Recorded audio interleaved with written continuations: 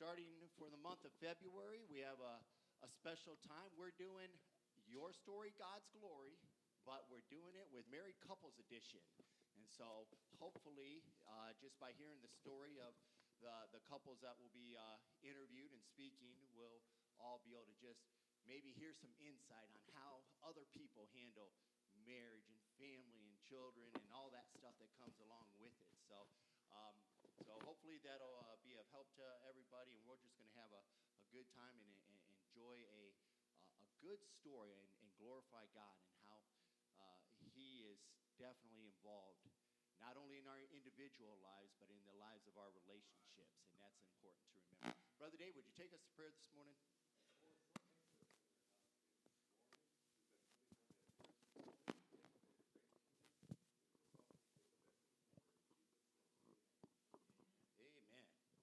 Now it's time for you to change hats, right? Oh, you don't have to sit that far away. That's not a good start. Yeah. You can see how this is going to go. That's some public marriage counseling. Just kidding. No, thank you guys for agreeing. I don't know if it was reluctantly or excitedly, but we're excited to do this. And thanks, Katrina, for helping me out as well in the interviewing. And so thank you guys. You're welcome. Our pleasure to be here. So obviously, before we get to any dating, marriage, parenting, all that kind of stuff, you guys, before that, you were like, you had an individual life, you were individuals and stuff. So why don't you give us like a short biography, maybe of who you guys were before. So your family, were you guys from around here? I don't necessarily know about that, so why don't you guys start there? All right. Well, a lot of folks know my story, but I'll just try to make it real brief here. I was born in the basement of Amherst Hospital, grew up here in various areas of Lorraine. We moved a few times. I was raised I'm the oldest of five kids. Raised in a home that was, pretty much all my life. I've only known it to be, full of alcoholism and addiction. So I would say my parents were probably drunk 5 days a week. So it was a rough life growing up. Lived in a lot of poverty and a lot of struggles and a lot of growing up real quick, even as I was a kid. Now my parents, it wasn't that they didn't love us kids and want good things for us. It's just they were so bound by alcohol that it's just what came first. And so the result was, it being a little tougher for us. But God has been with me, I'm telling you, all my life, and has gotten me through it. There was a brief time growing up that my parents actually got saved. I was 14, and they actually got saved right here in the church and sat there in that second row for probably almost a year. And it was probably the best year of my childhood, just knowing that, my parents were coming to church. And that's when they really fought the demons of alcoholism, very hard, and actually went an extended period of time without, drinking. But eventually, I don't know exactly what happened with them, but they went back to it, left church again, and so from that point on, they've never been back. But and then really, that's pretty much it. Gail, just kind of.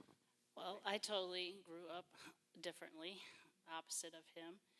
I am the oldest of three, and my mom and dad. My dad always worked at Ford, and my mom stayed at home with the kids. And my dad went to church on the North Coast, and then my mom was Catholic. And so he just let her raise us the way she was. And then it wasn't until I met James that he was, going to church and stuff like that. And so that's where I started my journey with the Lord. So when I met her, she was full Catholic, basically. So we were quite different from the start.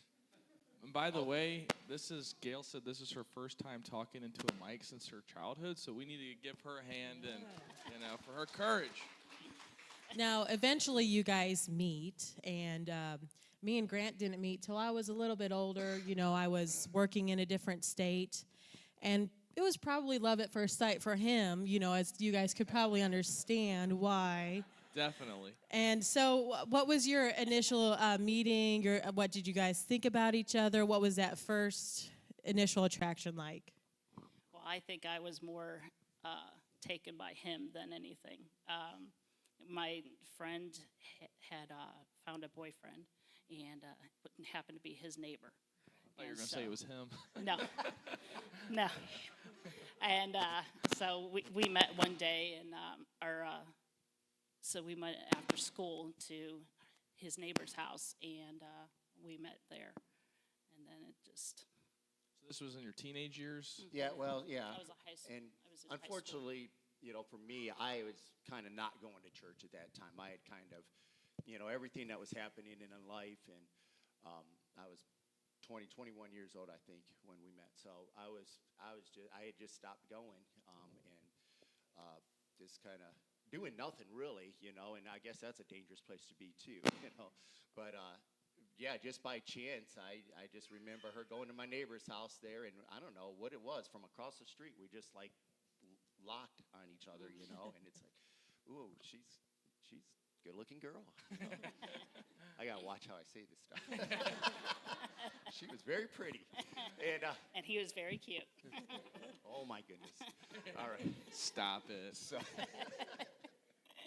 anyhow, so they introduced us. They got us together, and there was just, for me, it wasn't just a pretty girl. It was just, there was something about her. Just that, I don't know. She was sort of shy, but yet friendly, and I don't know. There's just things that attracted me to her. So Yeah, that's my experience with Katrina. Obviously, I was, attracted to her physical beauty, but also it's not just about that, because if it's just that, and now I'm getting myself into some trouble probably or something like that. But if that's all you're attracted to, that's not going to last. But there's something about the personality or just the depth of person and stuff that I think is also attractive. So you guys eventually decide to get married. And so why don't you talk to us about that, after you date, get married and stuff. Because once you get married, there's some challenges that go with that, some fun things that, maybe a person forgets to get donuts too. No, I'm just kidding. But just there's some fun things that go with marriage. Why don't you talk to us about that, some along the way, some of your early experiences of marriage. well, we dated for quite a while before we decided to get married. So we definitely took our time, and she'll say that I took my time. She probably would have married me 3 days after she met me. It's true. She was. That's the other thing I liked about her, is because she liked me so much. So, but I don't know. I think it's a good thing that we learned about each other before, that, because I always said to myself, and being raised into the church, you remember certain things, and based on what I seen growing up and seeing my own parents who did divorce when I was 16, you start to think, if I'm ever going to get married, I am not going to do it like they did, and it's not going to be something I'm not going to follow through with and honor. So I took my time on that. One of the things I actually did right in that time of my life. But once we got married, I don't know. It's one of those things where marriage does change. You're suddenly not just dating, and you're not just have that last. I don't want to say that you're almost in a sense still free.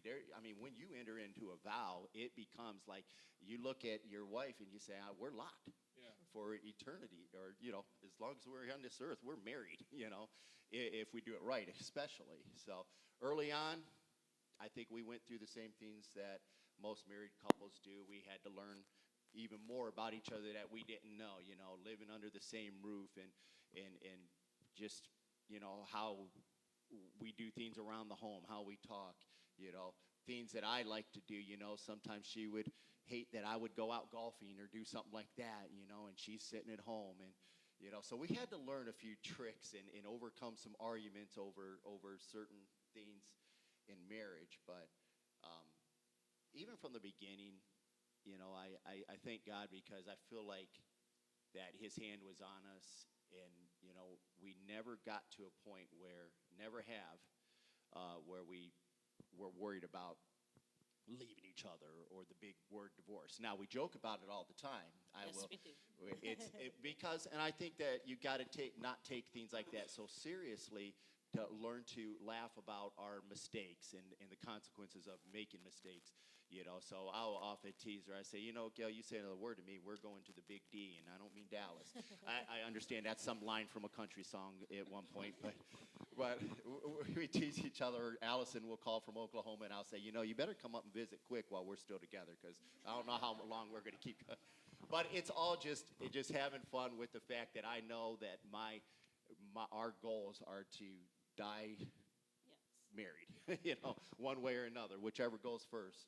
So that's just how I look at it. I was going to say, that's one thing out of my mom and dad's relationship, it's, till death do you part. And I took that to heart when I said those vows and stuff like that. As much as sometimes he seriously annoys me. Sorry, but you do. And We didn't practice that. told you never know what's going to come out. There's times that I'm just like, there's no way I could picture my life with anybody else because of that. Just somehow or another, I have to just learn how to get through it, and God definitely helps you with that one. Just he, just shows himself, and then a few days go by and everything's back to normal. You don't talk to each other for a couple of days, and it's like, okay, that's all good. Yeah, and then you do miss talking to him. Yeah. It's just like sometimes I've tried to what would it be like if I didn't marry him?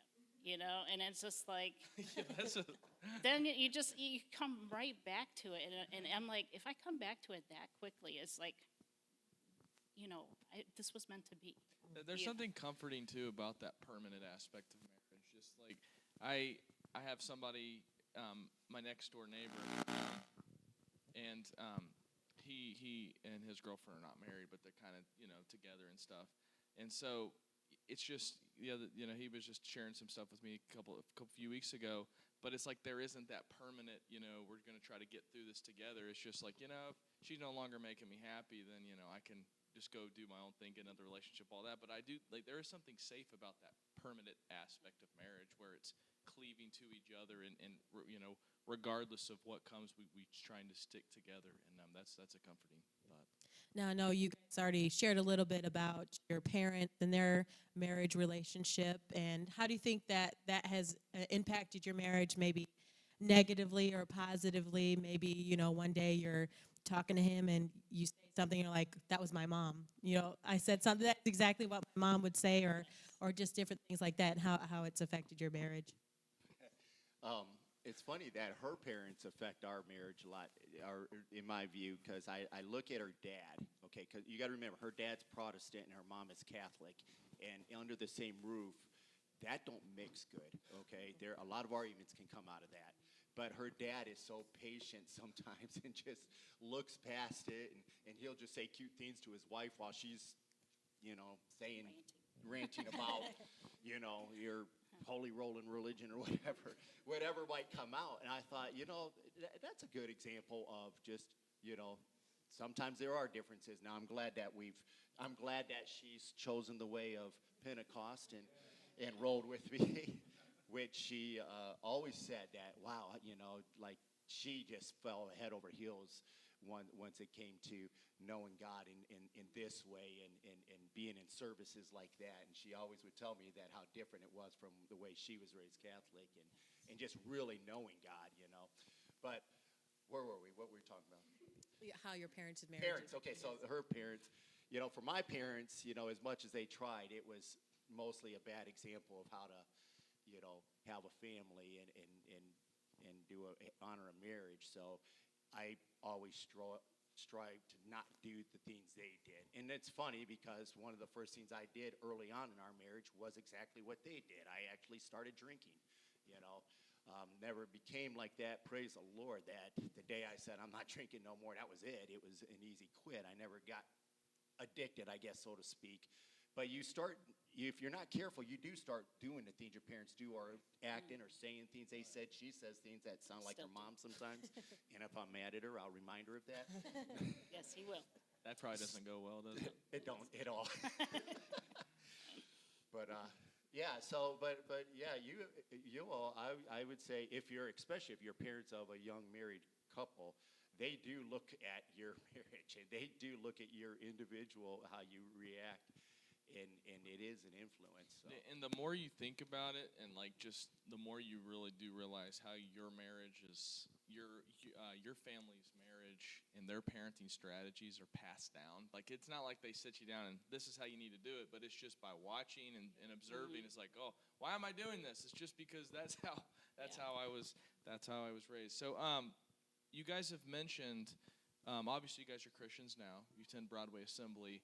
You get married. Can you kind of share with us when the faith kind of entered your guys' relationship? Pentecostalism, obviously, coming here. Can you guys get into that for us today? Well, obviously, yeah, had come to this church and been, mostly through my teenage years raised in knowing this church. And she wasn't a very practicing Catholic. I think like a lot of Catholic kids, they just went through the motions. So, early on, I told her, I actually come from a church where we really, serve God in spirit and truth.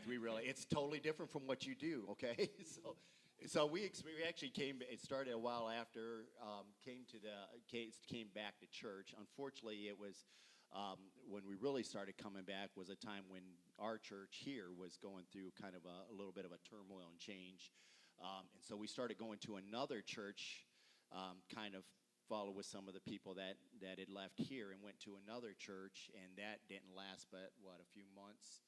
And once that ended, there was something inside of me that said, how real is this if this is how, I had seen a few bad examples of how Christians act during that time, and I seen things just kind of crush a little bit. The church that we were trying to go to all of a sudden one day just collapses and says it no longer exists. So we stopped there and stopped coming to church altogether for a few years.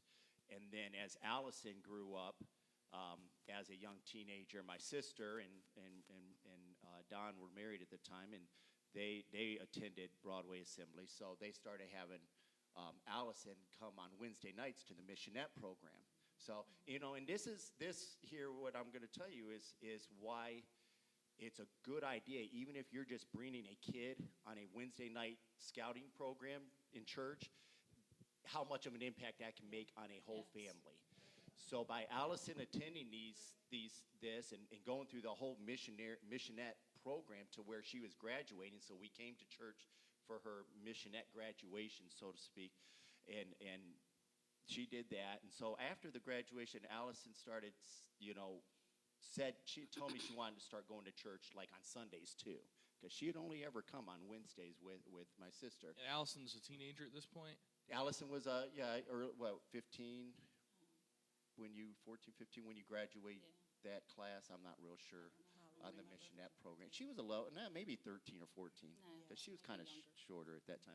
Anyways, our oldest daughter, Allison, which most of you know, but I remember there was a point in my life I had already kind of been going through a little bit of questioning myself, questioning what I do, questioning why I'm not going to church or serving God, and throughout the times I didn't go to church, I still believed in God and still, probably talked to God a lot of times, but just never practiced my faith. But in talking to Allison and her desires, I said, you know what? One Sunday morning, I'll come to church with you. We'll go to Broadway. And I came and I sat kind of in the back. Gail didn't come with us that morning. I think it was just me and Allison, from what I remember. But I remember, and this is what happens. I dare you come to church, and the sermon, God speaks directly to you through it. A lot of times that happens, and it happened to me. It was just like God pinpointed me. He says, "Okay, you're here. I want to do something with you. It's still, because my idea was, I've gone rotten. I don't deserve to go back to church. I don't deserve the mercies of God. I've totally lived a life that I didn't learn growing up as a teenager in this church. I totally had different plans for my life than what came out. But that moment, God just melted me. It says, I can still use you. I still want you, and you come back and save you. So I didn't immediately do that.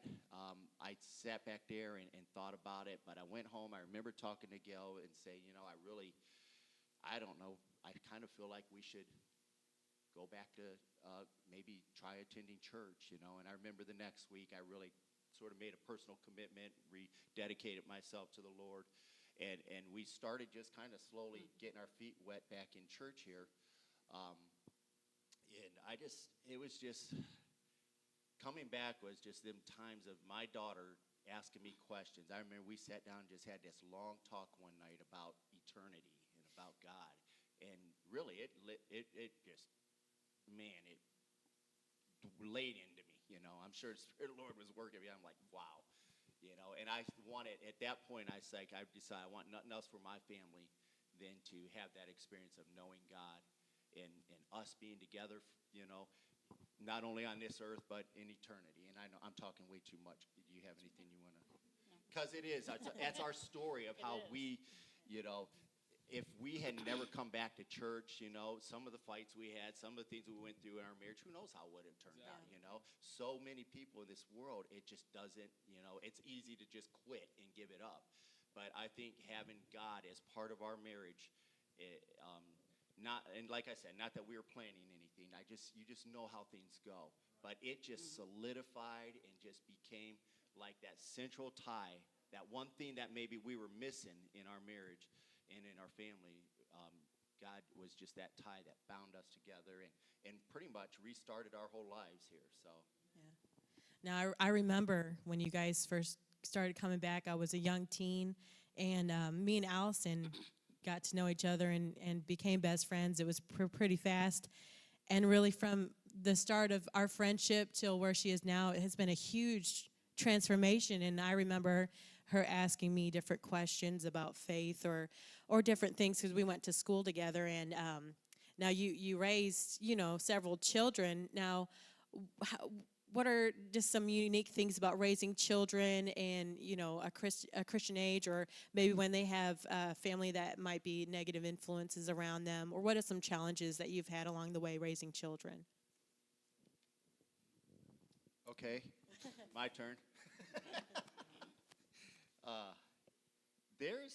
Obviously everyone knows, or a lot of people have experienced the challenges of raising children. I think that's the neat thing about Gail and myself is we never look at it as a real challenge. It's more for us a privilege. Yeah. And I think that just us having kids and enjoying our children has been one of the biggest blessings ever. I don't know. There's never been a moment where we just didn't want to be with our kids or thought, we need a break from our kids. We need to get out of here for a week or whatever, We didn't organize specific date nights to get away. It was always about, spending time with our family and having fun with our kids. Now, maybe we just got blessed and lucky and had some pretty decent kids, No, they still annoyed us, too. But the annoyance is it's easy to forget. They have their things. moments and stuff like that. Yeah, but I'm their dad, and you know how I am when the kids want to get annoying. I dish it right back, and it becomes real fun. That's awesome. But yeah, there are challenges because you want your kids to grow up and stay close to God and work for the Lord and never to a lot of kids, I'd seen them all, in my youth group and some of my, family, their kids just, they get to a certain age and they leave. It's time to go do whatever they want. I never wanted my kids to get to a point with their relationship with God that it's just one of those things where I'll serve God till I'm 18 and leave. We've tried to train our kids to appreciate and love the Lord, not because we're making them go to church 3 days a week or 3 times a week, but to cultivate a relationship where they want to do that, as opposed to just feeling forced to do it. And hopefully we've done a good job there. Praise the Lord, they all still come to church and serve in different ministries. Are they perfect? Absolutely far from it. They're goofballs, but man, they come to church and they pray and they're God's using them, and we like that. Anything you want to add to that? I do have a question that I've maybe you can add to this. It relates to parenting. So Allison's 29, 31. Gonna be 31. Landon is 6. Yes. So what are the differences the challenges that have come with parenting, not just a girl versus a boy, but also parenting different generations? Is that Well, I had help with that a lot from my mom. When I got pregnant with Allison, she watched her all the time so I could work. That was, early in our thing. So I had her for Allie and Alex and Jared. And then when it came to Megan, Allison started homeschooling. So I started letting her Megan stay home with Allison a little bit and stuff. So, I mean, even though I was there, the rest of the time, I had my mom she was like my backup, and she would watch them. So there is a difference in them. The Allison and Alex are quieter, and Jared and Megan are a little more and wound Landon? up. And what about And Landon? Landon, he's just on his own. Landon is a character of his own, and Yes. so Landon is just. I got to tell you guys this story because I said I'm going to tell it because it happened 3 days ago, and it explains to you who Landon is. Okay, this 6-year-old, you've seen him walking around usually with some device in his hand or running around or whatever. But so we're sitting on the couch the other night. And we're just kind of all huddled together, just kind of hanging out, right? And so we're talking to Landon about Valentine's Day. It's Valentine's, so I don't know. We were talking about taking Valentine's cards to school and stuff. And so I said, Landon, is there a special girl at school you're going to give a card to? And he just looked down and ignored me. Kept reading what he was looking at.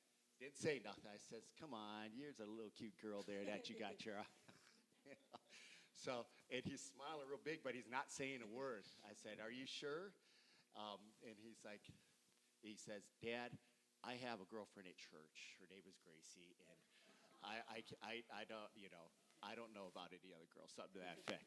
And I'm like, my goodness. I said, just because she's your girlfriend, I said, doesn't mean you don't notice if another girl's pretty.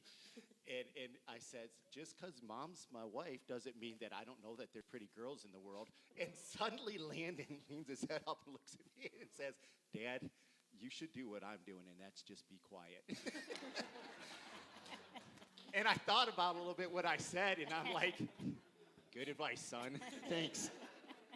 That's awesome. But Landon's just one of those little guys that has just been his little quips and his little just funniness about him.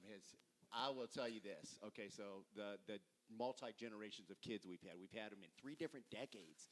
Okay, so it's been a wild journey, but Landon has brought our family closer together, like in a way I never thought. Like I can't imagine when she told me we were going to have a baby and at our age and stuff, and you all remember this because you all made all the fun jokes about it, Abraham and Sarah and stuff, and we all laughed about it, but in my heart I'm thinking this is horrible. I'm starting all over with kids. We were 3 years away from actually being on our own.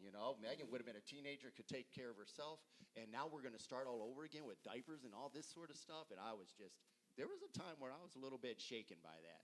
But man, if God would have showed me what we were going to have 6 years into the future, I would have said, ooh, let's have 2 or 3 more. Just kidding, that's awesome. not the case. Don't. That's awesome. It's okay. Okay, so we're about to wrap it up. Thank you guys for really helping us out, and I know that Gail echoes up a lot of what you've said too, so we appreciate that. What advice would you give if there's a young married couple here, to ourselves? We've only been married for 5 years. What advice, if you could tell, if there's maybe one thing that you wish you would have known maybe at the beginning of your marriage, what are some advice that you would give to a young married couple or to a prospective young married couple, somebody's about to get married? Just to remember that how much you love each other, and always come back to each other, no matter how frustrating a situation or whatever is going on. No matter how frustrating it is, just you love that man, and you're going to come back to him. Plus, give each other some space. It took me a long time to learn that one. I don't think that was until like 30s or 40s or something like that. But Just recently. So what do you mean by give space? Could you give an example? just being able to do stuff on your own, each other, I think what happens Like is him going and playing golf or something like Yeah. that. Yes, So it took me a early while for on, that.